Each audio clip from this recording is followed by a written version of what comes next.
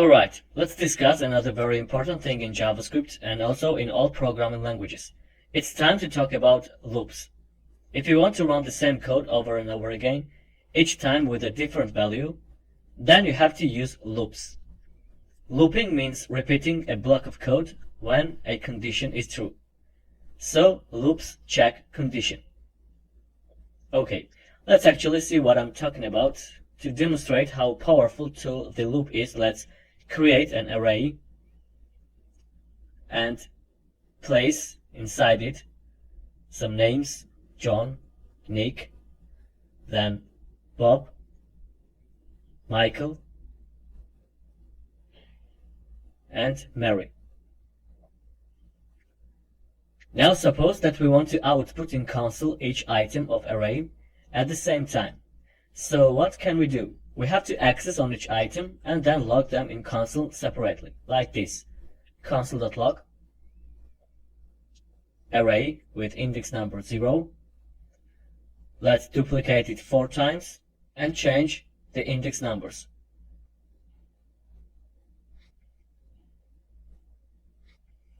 Reload, and you see that we have the names from array, the result what we wanted to get. How do you think, is that the best way? Of course not, because we had to type a lot. We use specified index number for each item in order to access on them. Here we had just only 5 items and it was a bit easy to do that, but imagine that sometimes we may have dozens of them. Then it will be crazy, right? So we need something else, and it's loop. To avoid using such inconvenient way and also much typing, we can simply use for loop. At first, let's demonstrate how we have to write it syntactically. We need to use keyword for, followed by parentheses, in which we have to write some expressions and conditions. First of all, we need to create a variable which will be initializer or counter.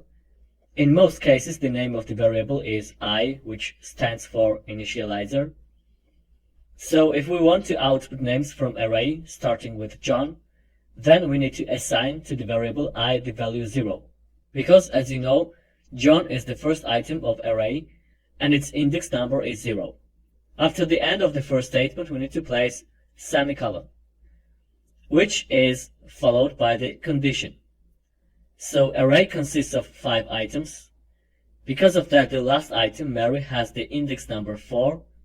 Then we need as a condition to write I is less than 5. And the last statement, we need to write I plus plus. It's actually an arithmetical operator and it's called increment operator. And it's the same as I equals to I plus 1.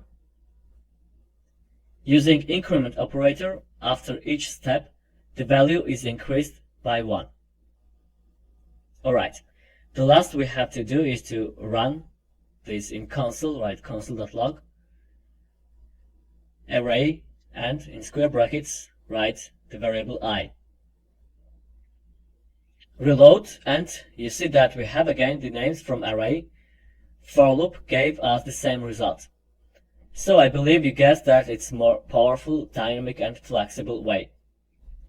Okay, let's see deeper what has happened here and how for loop actually works in general.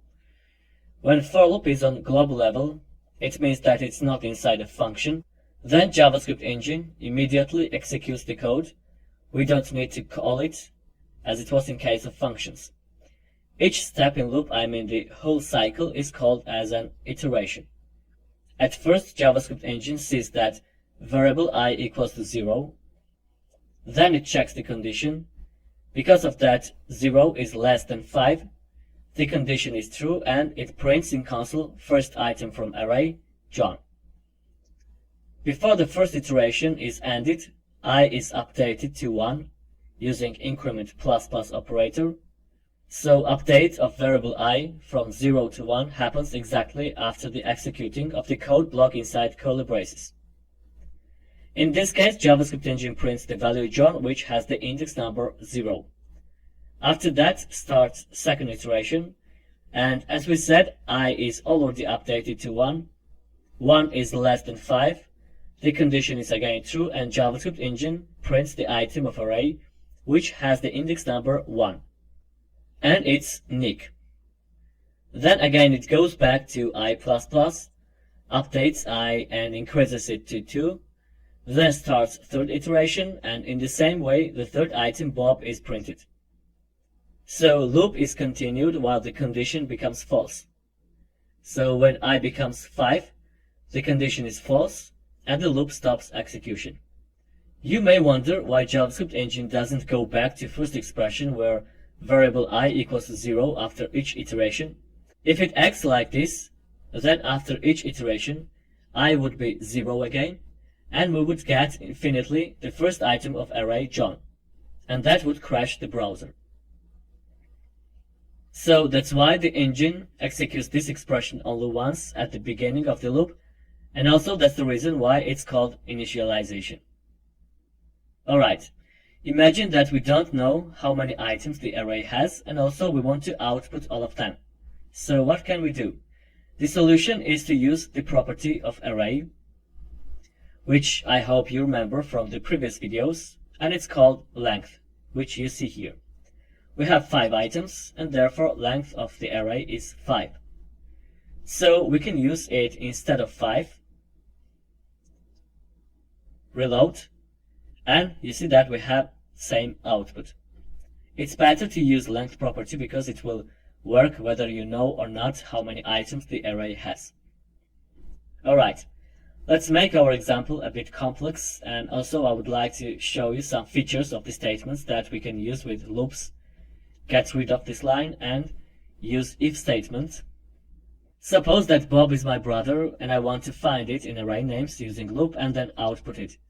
Write if statement inside the loop and insert the following condition: array I triple equals to Bob.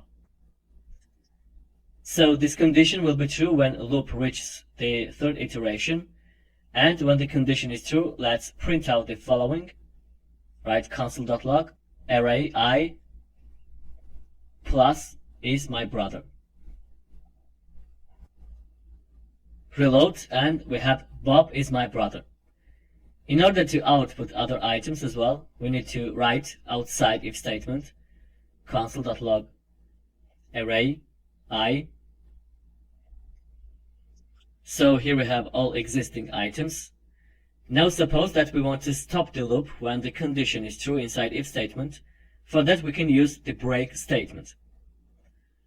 So when JavaScript engine sees the break statement, it stops looping, and it doesn't matter whether the condition is true or false inside for loop. Reload, and you see the first 2 items of the array, then the output Bob is my brother, and after it the for loop is stopped. Suppose that we want to output all the items in array except Bob. For that we can use another statement which is called continue. So let's write continue, reload, and we have all the items except Bob. Alright, let's see what continue exactly does. The continue statement breaks one iteration in the loop if a specified condition occurs, and continues with the next iteration in the loop. So in this case, when the condition inside if statement is true, then it executes this line of code. Then JavaScript engine is going to output Bob, but it sees the continue statement. Therefore it breaks the current iteration and moves directly to the next iteration, and prints Michael and then Mary. So this line of code is executed because it's written before continue statement. If we place continue before that line, then it won't be executed, and you see that Bob is my brother no longer appears. Alright, in this lecture we have learned what for loop is and how it works. Let's move on to the next video.